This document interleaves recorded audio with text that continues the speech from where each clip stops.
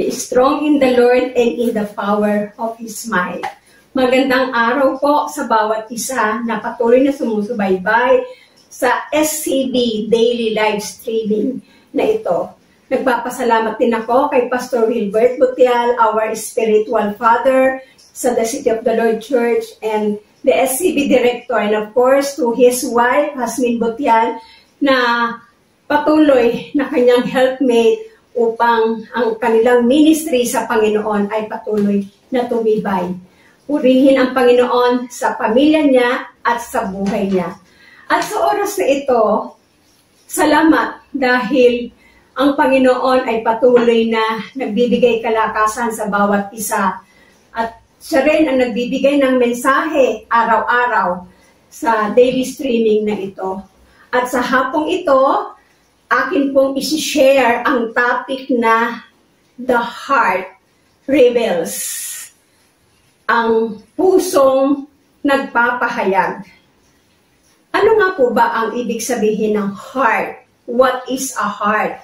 The heart is an organ about the size of your fist that pumps blood through your body.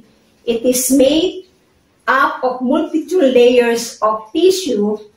Your heart is the center of your circulatory system.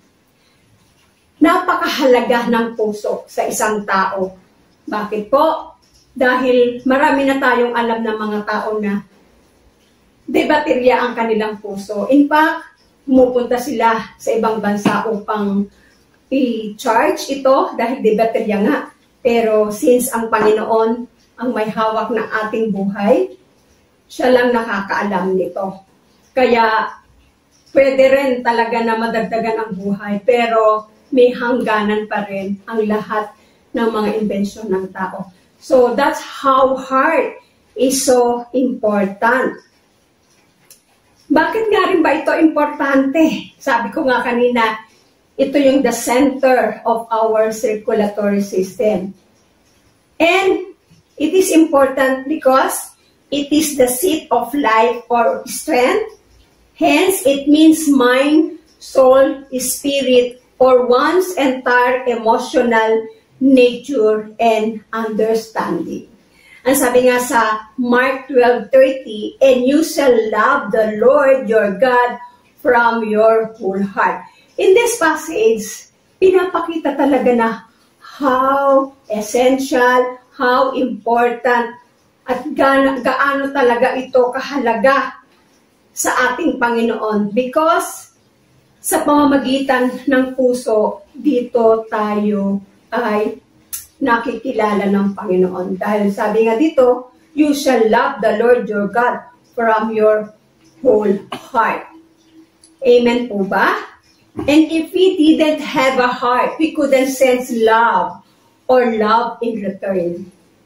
God created us with a heart so we could have a loving relationship with Him. Yun naman pala. Kaya tayo binigyan ng puso ng Panginoon. Kaya tayo may puso para ma-express natin ang ating pagmamahal at ang ating relasyon sa Panginoon. Kasi pag walang puso, wala itong connect. Di po ba? Kaya po, ito ay inilagay sa atin ng Panginoon upang sa gayon, magkaroon tayo ng relasyon sa Panginoon at we can love in return. Alam natin ang Panginoon first love us. So, we can have a return on that love sa pamamagitan ng puso na ibinigay sa atin ng Panginoon. Tingnan natin, ano nga ba ang pinapahayag ng puso natin? Okay, ready na tayo? Letter A, the heart reveals our true character. Ang puso ay nagpapahayag, nagpapakita ng totoong ugali ng isang tao.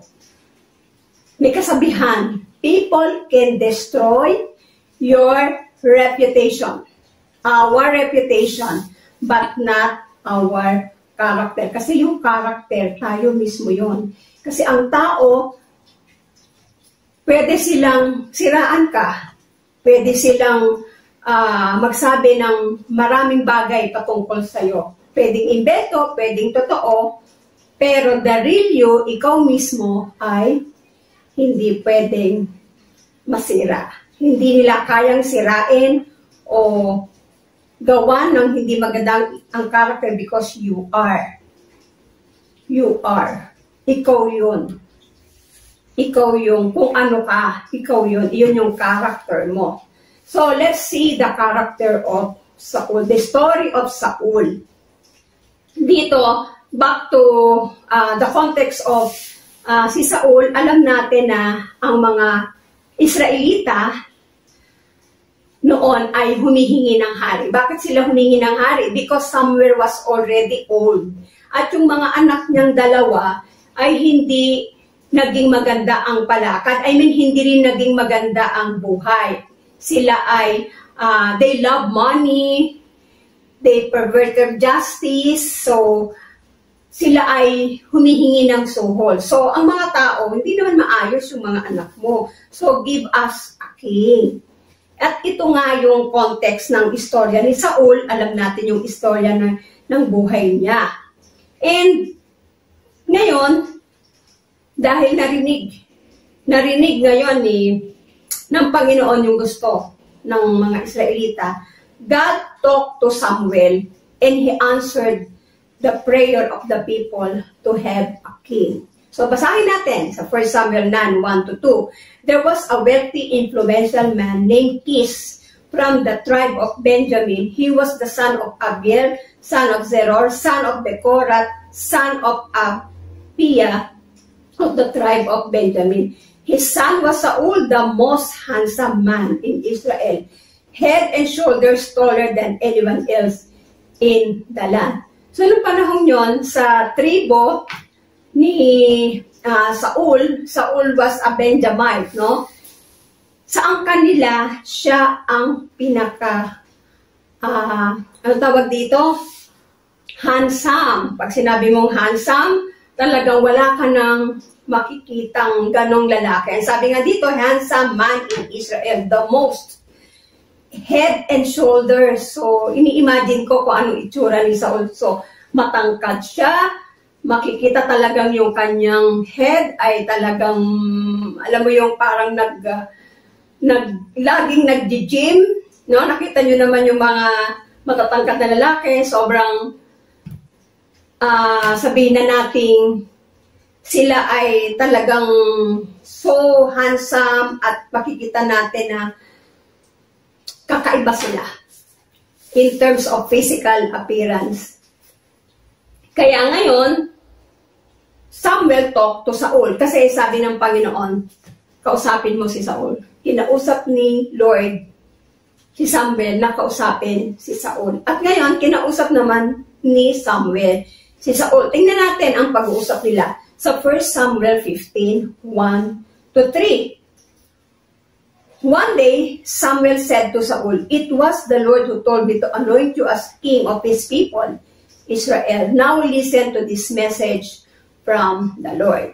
So, kinausap na ni Samuel si Saul at sabi niya, ito ang sinasabi ng Panginoon. "This is what the Lord of Heaven's armies has declared. I have decided to settle accounts with the nation of Amalek for opposing Israel when they came from Egypt. Now go and completely destroy the entire Amalekite nation. Men, women, children, babies, cattle, sheep, goats, camels, and donkeys." So, dito, sinabi ni Saul na kausapin mo, sabi ng Panginoon kay Samuel, kausapin mo si Saul, at ganito ang kanyang misyon, na kailangan niyang labanan ang mga Amalekite.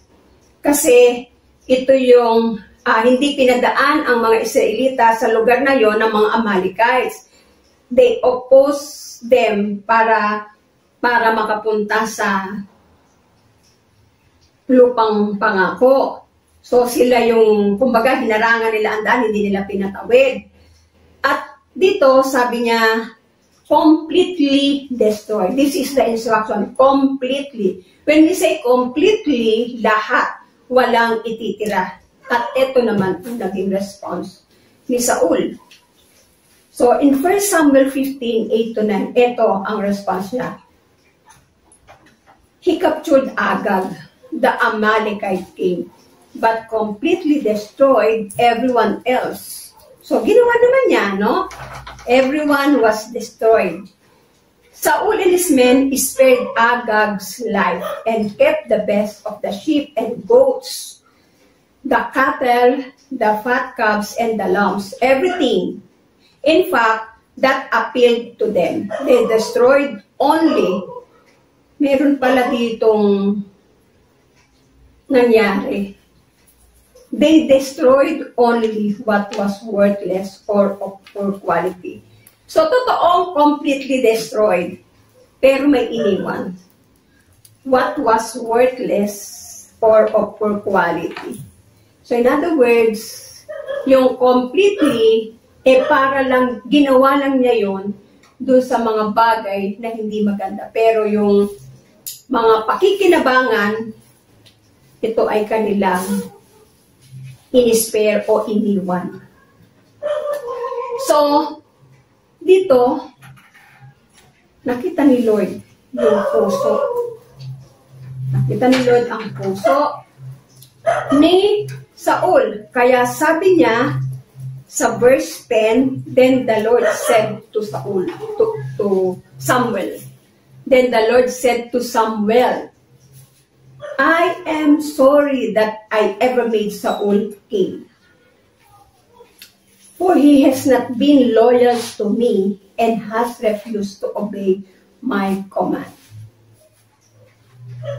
So dito, inamin ni Lord na bakit niya ginawang hari si Saul. Alam niyo ba yung mga una bago pa ito ay nangyari itong ganitong senaryo? Si Saul is napakabait niya. In fact, siya yung inutusan ng kanyang tatay na hanapin yung dangking nawawala. At napakamasunurin niya talaga sa kanyang magulang. At in fact nga, nung nag-meet sila ni Samuel noon, may sinabi si Samuel at parang sa kanya, parang hindi ko kaya. Kaya tumakbo siya at nagtago. Pero dito, makikita natin na ano nangyari? Ano nangyari kay Saul? Bakit nagkaganon? Hindi siya sumunod sa instruction. So, bakit nga ba? Bakit nga ba? So, dito makikita natin, kapag pala nandiyan ka na sa sitwasyon na ititest ka na, pwedeng okay ka sa oras na ito. Pero pagka naglalaban yung laman at yung desire mo, yung laman, desire mo, kumpara sa instruction na sa'yo, mas nangingibabaw yung laman mo at yung desire, personal desire. Ganito yung nangyari kay Saul. Nangibabaw yung kanyang desire na nang makakita siya ng bagay na mapapakinabangan. Kaya minsan hindi mo masasabi. Minsan yung iba, ay, hindi ko gagawin yan. Never kong gagawin ang isang bagay na, hindi kalooban ng Panginoon. Pero nung dumating na siya sa sitwasyon na gano'n, doon niya nakilala ang sarili niya. Ako pala rin ay isa doon sa aking hinuhusgahan. So, minsan, be careful talaga tayo sa mga sinasabi natin dahil yung sinasabi natin babalik sa atin. Kaya be careful sa mga salitang ating bibigkasin. At dito nga nakita natin, nalungkot nga si Samuel nung sinabi ng Panginoon. Samuel was so deeply moved when he heard this that he cried out to the Lord all night. So, nalungkot si Samuel kasi kahit paano nagkaroon sila ng relasyon ni Saul, alam niya yung encounter, alam niya kung paano naging hari si King Saul, at dito parang nakita niya yung sayang, yung panghihinayang sa mismong taong to, kay Saul. Kaya, nung sinabi ng Panginoon yon, kay Samuel. Early the next morning, Samuel went to find Saul. Someone told him Saul went to the town of Carmel to set up a monument for himself. Then he went on to Gilgal. When Samuel finally found him, Saul greeted him cheerfully. "May the Lord bless you," he said. "I have carried out the Lord's command." So dito, makikita natin, tapos na. Alam na ni Samuel yung pangyayari dahil sinabi na ng Panginoon kay Samuel yung pangyayaring yun na hindi sumunod si Saul. Pero tingnan natin, no? Ang lakas pa ng loob ni Saul na magsabi na, "I have carried out the Lord's command." Hindi niya ba alam na si Samuel, kahit nga, ibig sabihin, si Samuel, laging kinakausap ng Panginoon, hindi niya ba alam na ni Samuel, nung bago pa lang pumunta sa kanya, alam na ni Samuel yung ginawa niya. At makikita natin dito na, "I have carried out the Lord's command." So ano yung command? Patayin, pero hindi naman talaga niya ginawa. Diba? Kaya meron ditong kasabihan din ulit. The Lord loves us for what we are, and we are judged for what we are called. Si Haring Saul, tinawag siyang hari. Pero, yung kanyang pagiging hari ay hindi niya nagampanan. Hindi niya totoong nagampanan. Kaya sabi dito sa Matthew 25:21, "The master was full of praise. Well done, my good and faithful servant. You have been faithful in handling this small amount. So now, I will give you many more responsibilities. Let's celebrate together." So kung ano ang assignment ni Saul, hindi niya faithfully ito nagawa. In fact, he is denying pa. Isang ganun, di ba? Alam na nga ng lahat, ikaw na lang ang hindi nakakaalam sa mga bagay na ginawa mo sa dilim. Alam na ng lahat. Pero, deny to death ka pa. Nahuli na nga, alam na nga, itinatanggi mo pa. Sino ba naman ang pwedeng magtago sa isang propeta? Nakikita niya. In fact, nung bago maging hari siya, si Saul, nawawala ang donkey nila. At sinabi sa kanya ni Samuel, "Huwag kang mag-alala." Nakita niya na hindi nawawala ang mga donkey mo. Makikita mo sila. Hindi ba niya inisip yun? Na nakikita ng propeta kung ano yung mga nangyari in the past and even yung mangyayari. Dito, tapos na nangyari na. Still, nandoon yung denial ni Samuel. And, makikita rin ulit natin dito, kinuusap ulit, God talked to Samuel again. Pero this time, may hugot si Lord. Again, sabi niya dito, "I am sorry that I ever made Saul king, for he has not been loyal to me and has refused to obey my command." Samuel was so deeply moved when he heard this, that he cried to the Lord all night. Sabi nga dito, si Samuel kasi ay nang hinayang kay Saul. Kaya ito, ginawa ni Lord, God scolded Samuel. In 1 Samuel 16:1, "Now the Lord said to Samuel, you have mourned long enough for Saul. I have rejected him as king of Israel. So fill your flask with olive oil and go to Bethlehem. Find a man named Jesse who lives there, for I have selected one of his sons to be my king." Kaya sabi ni Lord kay Samuel, "Bumangon ka na, Samuel. Talagang puno na ang salo. I already rejected Saul to be the king. And I found out another man sa pamilya ni Jess na nakatira sa Bethlehem. Sabi niya ganon. And one of his sons to be my king.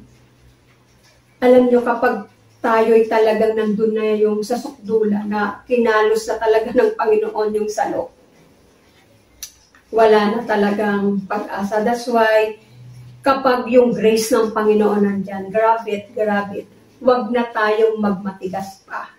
Kasi pag nagmatigas ka, you will be disgraced. Kagaya nito, naghanap na talaga ang Panginoon. You will really be disgraced. So, naghanap na ang Panginoon sa pamilya ni Jess. Sabi nga ni WRB, we can easily discern what is of the self and the devil if our hearts are filled with the peace of God.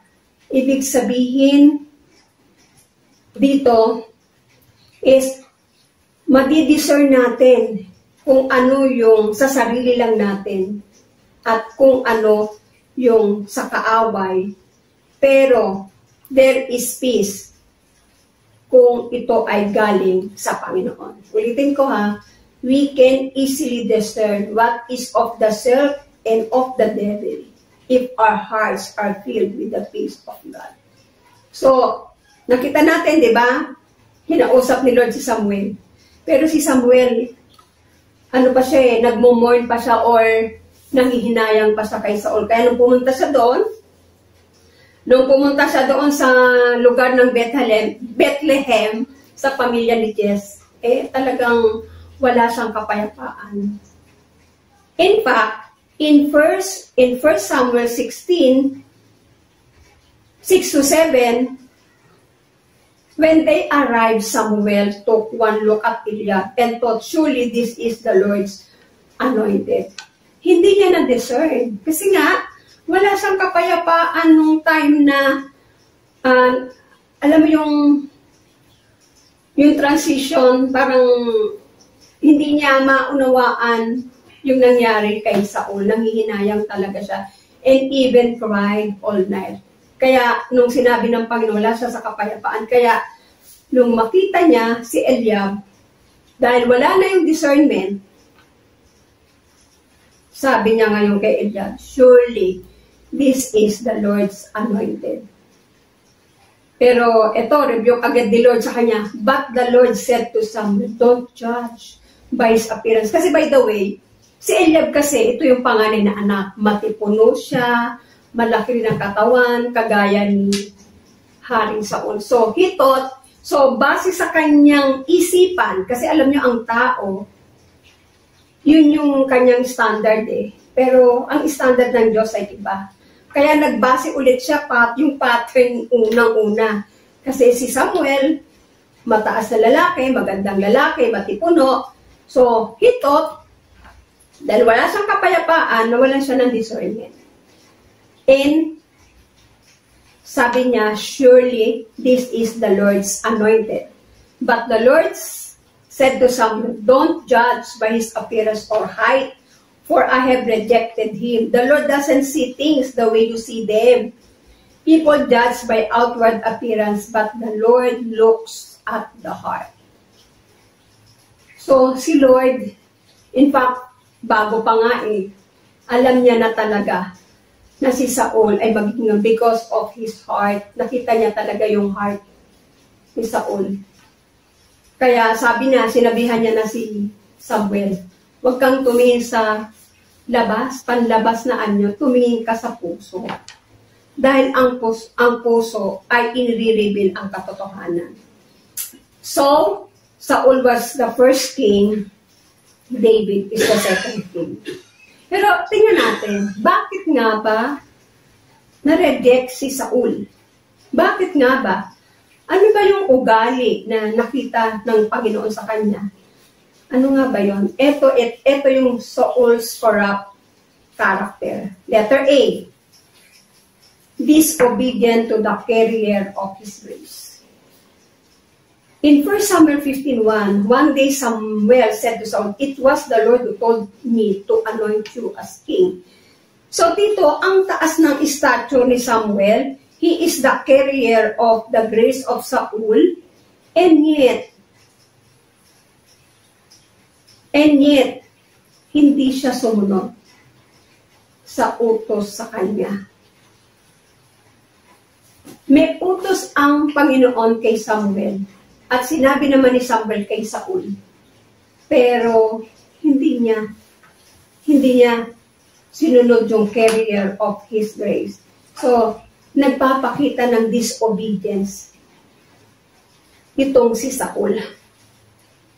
Na dun sa nakilala niyang, actually, Samuel, in that time, very respected sa Israel. In fact, pag dadating siya, si Samuel, hindi dapat kumain ng tao hanggang hindi niya napagpipray ang food. Ganon nila nire-respeto si Samuel. And ito ang pagpapatunay na disobedient si Saul sa carrier of His grace, which is Samuel, na kung saan simulat sa pool, ginaid na siya, itinuro siya. Alam nyo, nakakalungkot talaga yung mga ganon na after mo nang tinuruan ng mga principles, and yet, parang pagka tumagal na, marami nang na-achieve sa buhay, naging masagana na, parang hindi ka nakilala. Actually, hindi ka na nga napapansin. So, ito ang sakit nung mga ganitong spirit, yung Saul spirit na ganito, na disobedience, na hindi niya ina-acknowledge yung pagiging overseer ni Samuel sa buhay niya. So, that's the corrupt character ni Saul. Ano pa? He possessed a spirit of being impatient. Impatient si Saul in 1 Samuel 13:8-13. Basahin natin, ano? Saul waited there 7 days for Samuel, as Samuel had instructed him earlier. So, may instruction si Samuel sa kanya. Maaga pa lang na they will offer to the Lord. But Samuel still didn't come.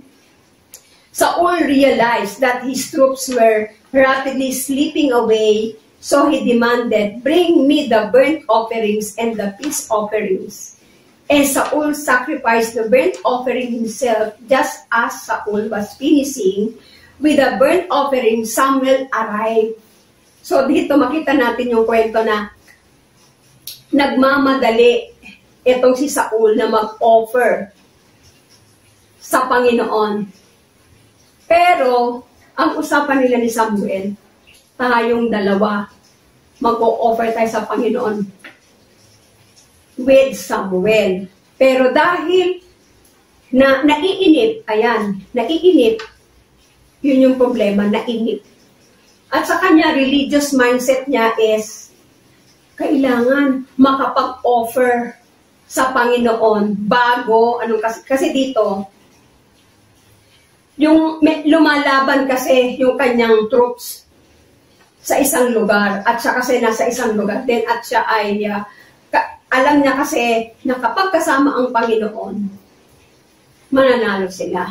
So, ganon. Pero, ang problema dito kay Saul, religious. Bakit siya religious?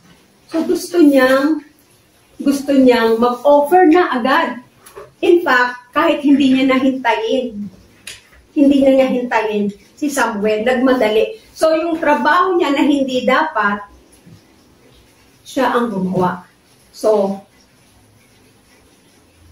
in-offer niya, at nung dumating si Samuel, nagalit si Samuel. Sabi niya, just as Saul was finishing the burnt offering, Samuel arrived. Saul went out and welcomed him, to meet and welcome him. Eto pa, alam niyo yung senaryo na, yung parang hypocrisy, parang nakita mo yung tao dumating, ay, winelcome niya pa and greet him and welcome him. Hindi man lang nag-sorry. Naku, sorry po, at hindi ko kayo nahintay. Hindi eh. Parang okay lang, deadma lang siya. Pero ito sagot ni Samuel. But Samuel said, what is this you have done? Saul replied, I saw my men. Sabi ni Samuel. But Samuel said, what is this that you have done? Ito, sagot naman ni Saul. I saw my men scattering from me and you didn't arrive. Pinagalitan pa yung carrier of His grace. Ang tanong, may karapatan? Wala dapat karapatan to. Pero dahil nandun na yung arrogance sa kanya, pinagalitan pa eh. I saw my men scattering from me and you did not arrive when you said you would. Alam mo yung, instead na mag-sorry, may defense pa siya. May defense sa agad.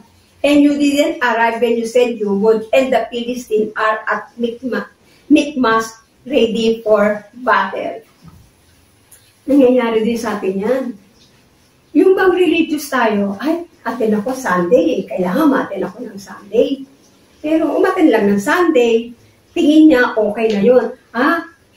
Ano man yung gawin ko for the whole week, talagang si Lord, sasamahan ako.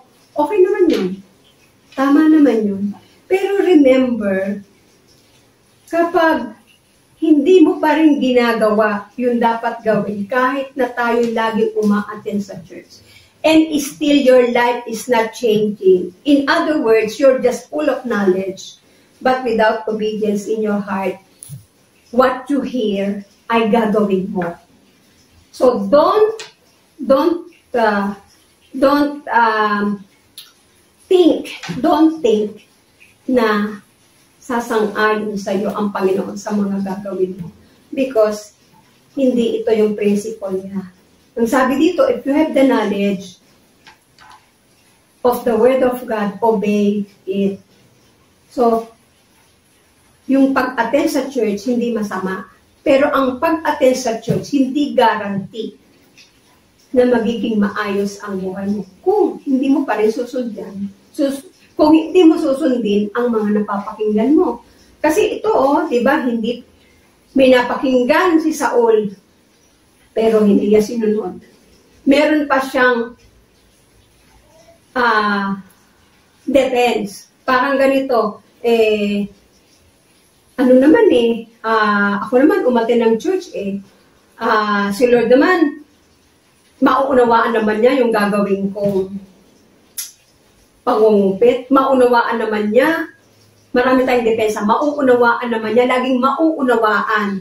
Palaging ganon. Lagi nating sinasabi, mauunawaan naman ako ni Lord. Mauunawaan. Alam niyo po, yung mga ganong dialogue is hindi yon dialogue o hindi yung salita ng mga mature believers.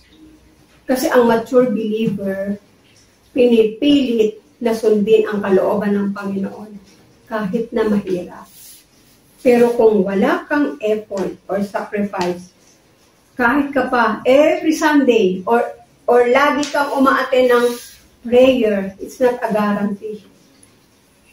May alam nga rin ako laging umaattend ng church, worker pa ng church, lagi pa sa prayer, nung magka-problema, parang na-possess. Parang na-demon-possess. What I mean is, nalimutan lahat yung mga napakinggan. Ibig sabihin, kung ano yung response ng hindi nakakilala sa Panginoon, parehas na lang. In other words, parang walang narinig. Kaya nga hindi guarantee, mga kapatid, yung mga nakikita natin na physically nandyan, okay. Pero tingnan mo, pagdating ng problema, yun, kung ano yung response niya sa problema, doon mo makikita kung ang salita na narinig niya is really deeply rooted. Kung talagang tumanin sa kanyang puso. Kasi kung tumanin to,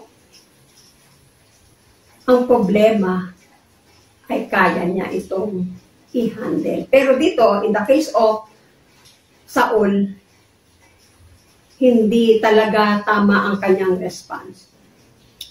Sinambatan niya pa si Saul.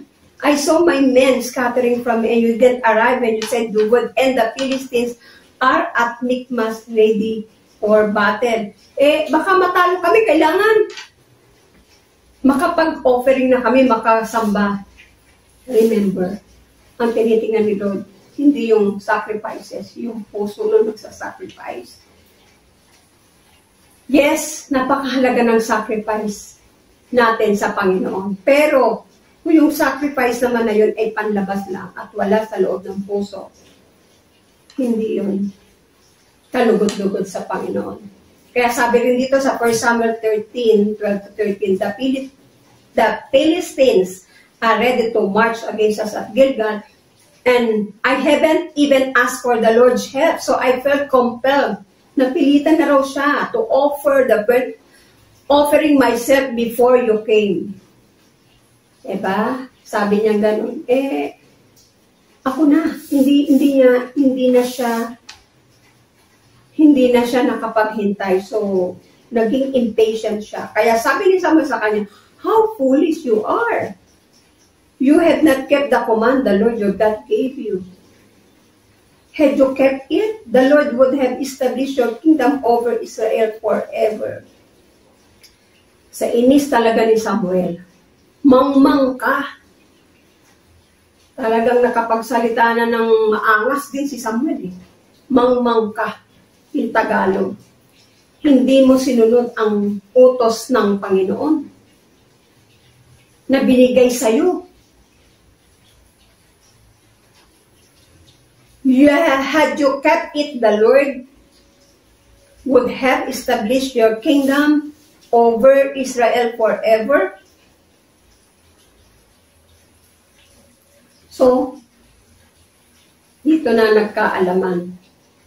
So, dito na nagkaroon ng problema si Saul. Because of being impatient.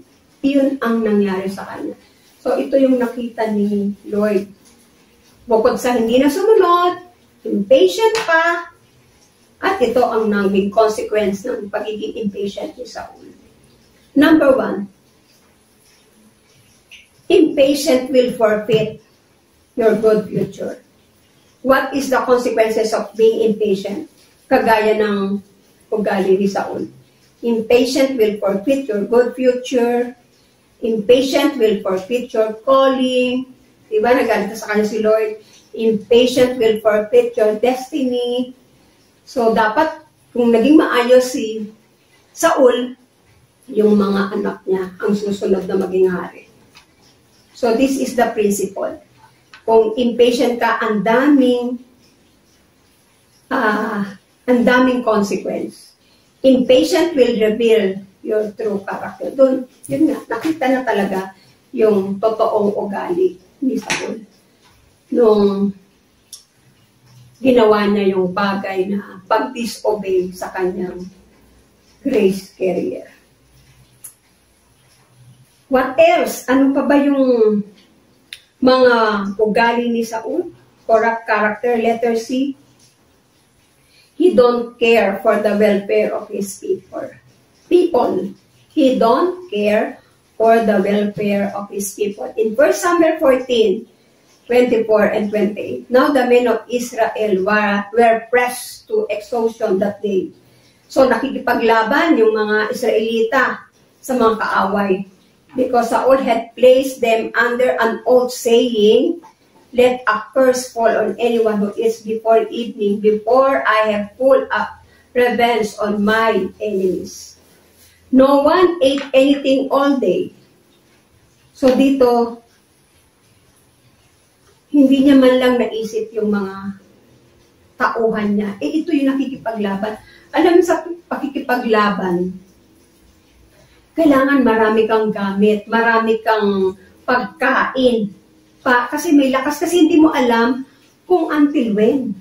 Kasi hindi yan pwedeng, whole day. In fact, minsan hindi pa yan natutulog kasi hindi mo alam kung hanggang kailan or gaano kahaba ang tagal ng labanan.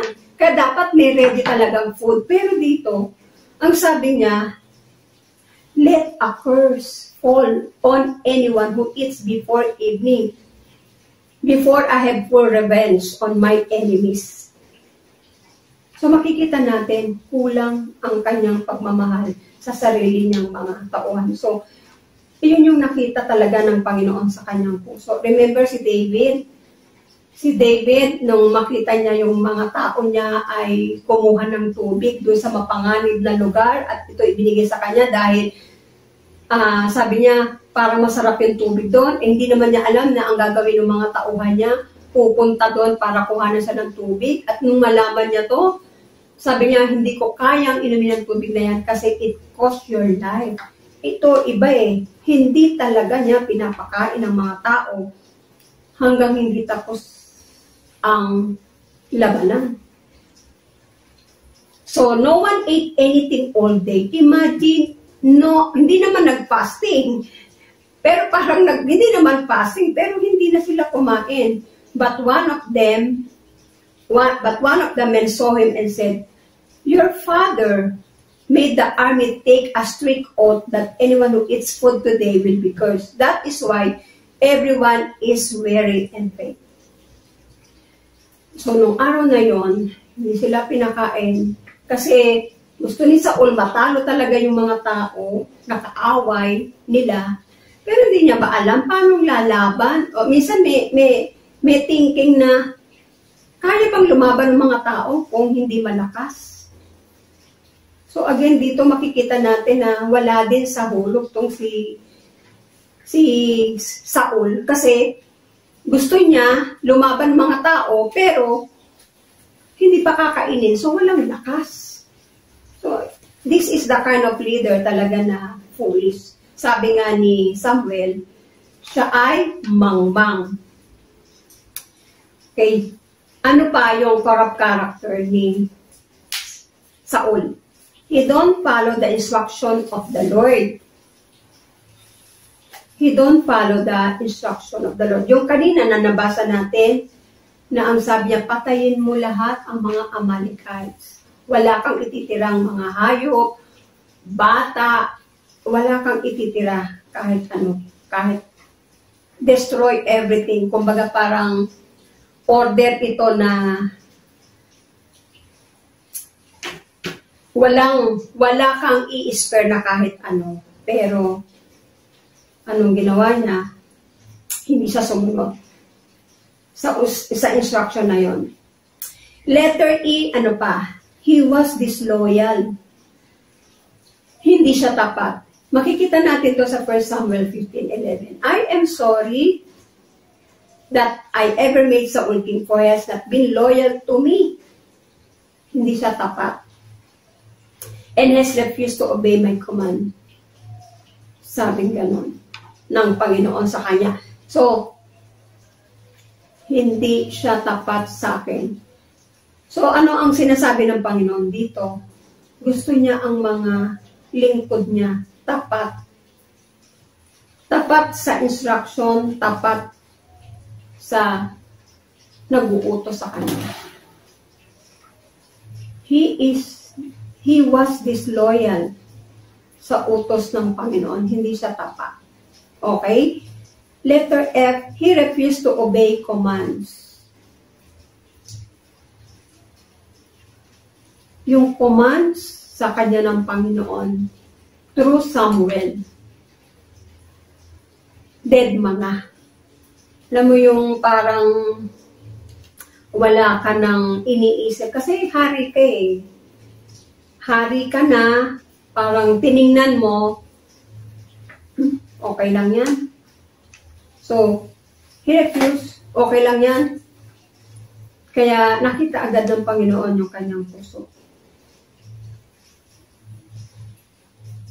Sabi nga ni PJB, the servants' hearts grieved when the leader expected to implement rules and instruction.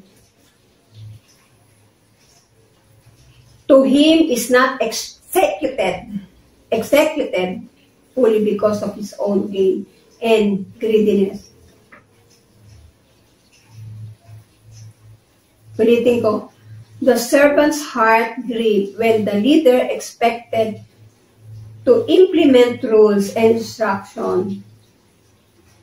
given to him and is not executed fully because of his own gain and greediness. So, the servant heart's grieved. So, nakakalungkot. Kaya ito yung ano ni Samuel eh. Kaya parang bilang servant of God, nag-grieve siya dun sa leader na kung saan itinayo sa bansang Israel. Kaya, kapag ang isang pastor may ni-raise up na leader at yung si leader ay naging pasaway, naging matigas ang ulo, nakaka-grieve po ito ng spirit. Nakaka-grieve po ito ng spirit. So, napakahirap din talaga na nakakahinayang dahil alam mo yung tao is potential. Letter D, he is proud of himself. So dito makikita natin na Saul went to the town of Carmel to set up a monument to himself. Gusto niya talagang all praises sa kanya. Yung monument na kung saan parang titingalain siya. Siyempre wala namang monument na mababa. Talagang lahat yan mataas. So gusto niya ganun. So ang tawag dito is yung proud, may pagiging mataas.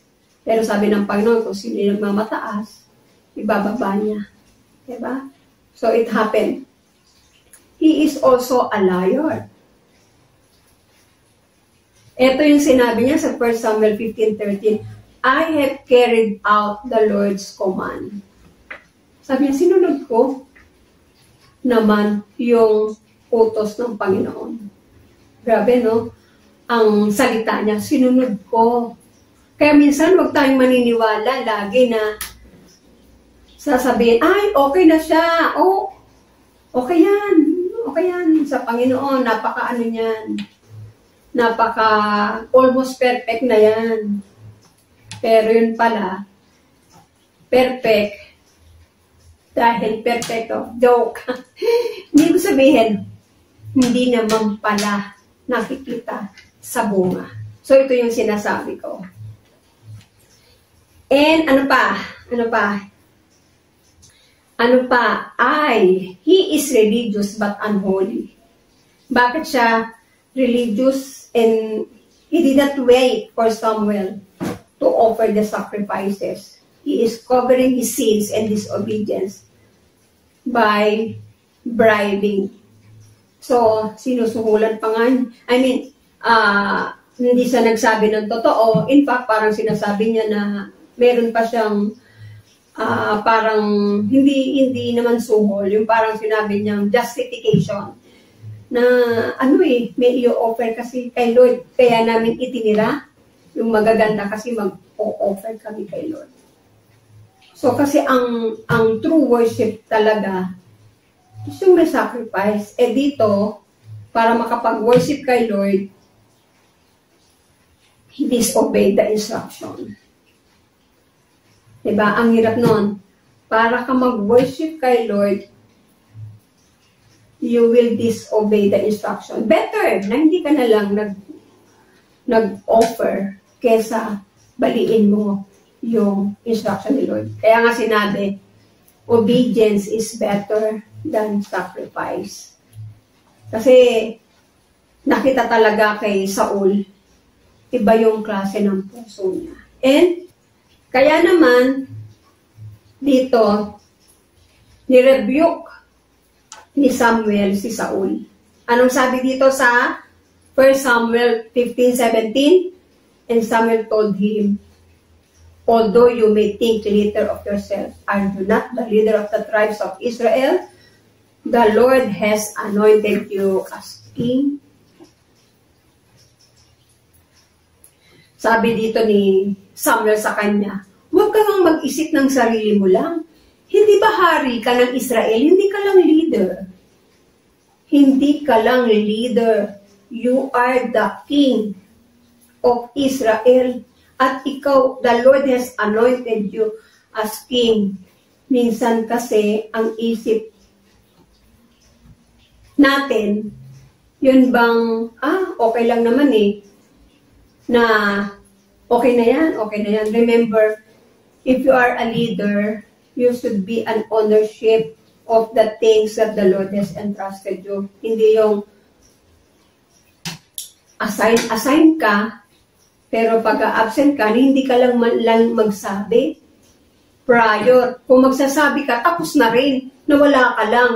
So ngayon, papalaw ka, bakit ka wala? So ganito, dapat tayo, halimbawa, may assignment tayo sa araw na yun at hindi ka makakapunta. Being a responsible person or leader or a member, even a member, tama lang naman. Parang common sense naman yun. As respect do sa leader mo o do sa pastor mo, hindi ka makaka-attend. Pero that would be prior to that day. Hindi yung during the time na ikaw dapat nandun o after. So, dapat tayo maging responsible. Dito kasi makikita natin na nirebuke ni Samuel si Saul. Kasi, well, ikaw Saul, hindi ka lang leader ng Israel. You are anointed king. Remember, hari ka. Remember, hari ka. Yun ang sinabi ni Samuel sa kanya. So, ano pa yung karakter ulit ni Saul kaya na-reject siya? Another thing is, Saul was greedy for material things. Greedy siya sa bagay na kung saan yung lust of the flesh. Nakita niya yun, yung mga material things na magaganda. Dito makikita natin dito. 1 Samuel 15:17 to 18. And Samuel told him, although you may think little of yourself, are you not the leader of the tribes of Israel? The Lord has anointed you as king of Israel, and the Lord sent you on a mission and told you, go completely destroy the sinners, the Amalekites. They are all, until they are all dead. Diba? Nakita natin dito. Sabi ng Panginoon sa kanya, completely destroy hanggang makita mo lahat ay patay na. And because of greediness, hindi niya ito ginawa. Saul is so greedy that he spared those good things and only destroy all poor and non-quality things. So, maybe may mga hayop doon na may bulag, pilay, yun. Pero yung magaganda, matataba, he is spared. Ano nga ba yung evidence of being greedy? Okay. 1 Samuel 15:19. Why haven't you obeyed the Lord? Why did you rush for the plunder and do what was evil in the Lord's sight? Ito yung mga patunay na siya ay naging greedy. Kinuha niya yung mga bagay na kung saan ay inutos ng Panginoon. So, he is also spared Agag kasi alliance niya Alliance niya si Agag, si King Agag. Also, in letter K, he is disrespectful. In 1 Samuel 50:20-21, but I did obey the Lord, so I insisted. I carried out the mission he gave me. I brought back King Agag, but I destroyed everyone else. Then my troops brought in the best of the sheep, goats, cattle, and plunder to sacrifice the Lord your God in Gilgal. Dito makikita mo, no? Sinabihan niya na yung aking mga tao, bakit? You are the king, you are the leader of the troops. Sino nag-utos niyan? Ba't sinabi mo yung mga tao mo? Kung hindi naman gagawa ang mga tao kung hindi mo inutos, diba? At ito ang medyo, bakit ganun ang sabi niya? My troops brought in the best of the sheep, goats, cattle, and plunder to sacrifice to the Lord, ibig sabihin, your God in Gilgal. Imagine, noon, ang respeto niya sa Panginoon, sa Diyos ng Israel. Pero dito tingnan nyo, your God, yung Diyos mo, bakit hindi mo ba Diyos yun? Di ba Israelita ka? So parang iba na naging iba yung kanyang, yung bang, yung Diyos mo, bakit? Diyos ko lang ba yun? Di ba tayo? Diyos ko lang ba yun? Your God, sinabihan niya si Samuel, your God. Kaya talagang there is really a disrespect sa pangalan ng Panginoon. Disrespect sa Panginoon na kung saan sabi ng Panginoon, huwag mong kalimutan yung ginawa ko sa inyong pagliligtas mula Egypto. Pagliligtas ko from the slavery. So, ito yung mga corrupt character ni Saul. At mukhang medyo hindi ko to matatapos. So, dito na lang tayo. So, ano ang natutunan natin ngayong hapon? Yung puso natin reveals what's inside of us. Kaya minsan, hindi lang makikita yon saan? Sa aksyon, minsan sa mukha, sa pagsasalita. What's inside of us will reveal kung paano ka kumilos, kung paano ka magsalita. It will reveal what's in your heart. Sabi nga, out of the heart, the mouth speaks. Hindi lang speak. Ano yung action mo? So, ano yung pag-response mo? So, i-reveal ito ng puso. That's why talagang be careful sa ating puso. Because yung heart, gaya ng kaninang sinabi ko, ito ang nag-gauge ng relationship natin, love relationship natin sa Panginoon. So, kung ito yung nag-gauge ng love relationship natin sa Panginoon, maging aware tayo sa mga laman nito. Kasi ang puso natin is easily deceived. Easily be deceived. So, kailangan natin itong bantayan. Kasi ito yung center of man. Yung center of the circulatory system. In other words, kumbaga, ito yung buhay natin. So, ito yung buhay natin sa Panginoon. Kaya pala, when we accept Jesus Christ as our Lord and Savior, tanggapin natin siya sa puso natin. Kasi si Lord, dito siya titingin, dito niya tayong husgahan kung paano tayo, kung ano tayo. Kaya mga kapatid, sa hapong ito, I hope meron tayong mga nakuhang prinsipyo sa istorya ni Saul, sa ugali ni Saul na huwag nating matularan. This is written para ito ay maging example na hindi natin ito gawin bilang niligtas ng Panginoon, bilang Kristiyano na kung saan hindi tayo judge ng alam natin, hindi rin tayo judge of what we are. We are not judged of our position, but we are judged kung ano yung nasa puso natin. Because the heart reveals. Tayo pong lahat ay lumuko at manalangin. Ama naming Diyos na buhay, sa oras pong ito, nagpapasalamat po kami. Truly, you are good. Truly, you give us the grace na kung saan to do things that hindi namin kaya. And true, Lord, alam mo yung puso namin. That's why, Lord, we pray na make sure na kami ay nakakasunod sa iyo. Make sure, Panginoon, that you are with us. Make sure, Lord, na hawakan mo kami upang sa gayon, hindi po kami maninlang ng puso na ito, na kung saan madali siyang matukso, gaya na nangyari kay King Saul.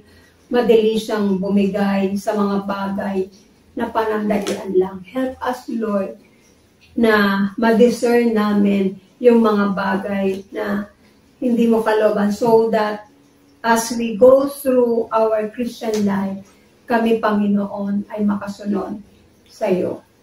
Lord, I pray for everyone na nakikinig at nanonood sa live streaming na ito. Lord, patuloy po kaming magsaliksik sa aming puso. And Lord, salamat dahil patuloy mong pinapaunawa sa amin na ikaw ay Diyos na nakakakilala sa amin bilang tao at alam mo rin, Panginoon, ang aming kailangan. Kaya Lord, tulungan mo po kami na makasunod sa iyo, ma-reveal sa amin yung mga bagay na weaknesses namin, and help us, Panginoon, na ito ay aming iwanan, alisin, mawala sa amin. Pero kung kami lang, hindi namin kaya. And that's why, Lord, we ask your power, we ask your intervention upang sa gayon, Lord, tamang daan ang aming malakaran. Thank you, Lord, for the provision for this year. Thank you, Lord, for the supernatural provision and the extraordinary protection na pinagkakaloob mo po sa bawat isa sa amin. Salamat, Diyos, dahil lagi, Panginoon, na nariyan ka upang kami, Panginoon, ay gabayan. Palagi mo kaming pinapaalalahanan. Purihin ka, Panginoon, sa hapong ito. Ikaw lang ang aming mabigyan ng kapurihan sa aming buhay. In Jesus' name, Amen. Amen.